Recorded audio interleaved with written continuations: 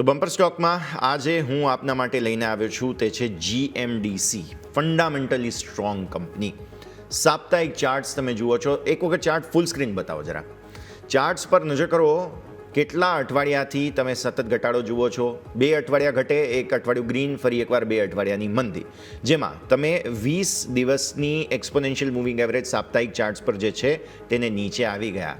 Technically બહુ મોટો jump સ્ટોકે બતાવ્યો, ત્યારબાદ મંદી આવી છે. એટલે મારા માટે આ બાય ઓન ડિપ્સની પરફેક્ટ ઓપોર્ચ્યુનિટી છે.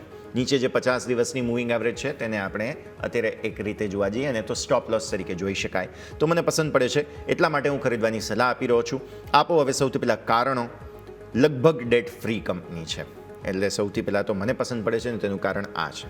અને ડિવિડન્ડ પે આઉટ કેટલો? 42.6%. એટલે ભલે સ્ટોકમાં નુકસાન થાય તમને, કદાચ અત્યારે ખરીદો તો પણ તમને ફાયદો ડિવિડન્ડથી મળશે.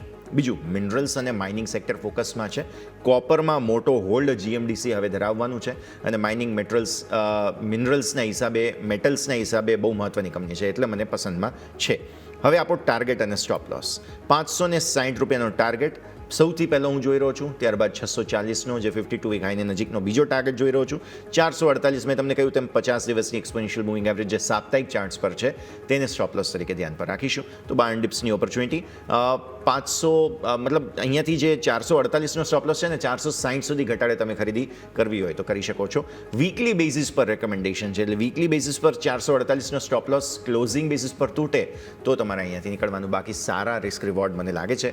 હવે ધીરે ધીરે ફરી એકવાર માર્કેટ જેમ રિવર્સ થશે તો અહીંયા પણ પરિસ્થિતિ સારી બનતી તમને જોવા મળી શકે છે. આવો આગળ વધીએ. રૂપિયામાં નબળાઈ એઝ યુઝ્યુઅલ 6 પૈસાની અને ચાંદીમાં જબરદસ્ત તેજી દિવસની શરૂઆતમાં જોવા મળી રહી છે. તો આ સંકેતો પર આપણે નજર રાખવાની રહેશે.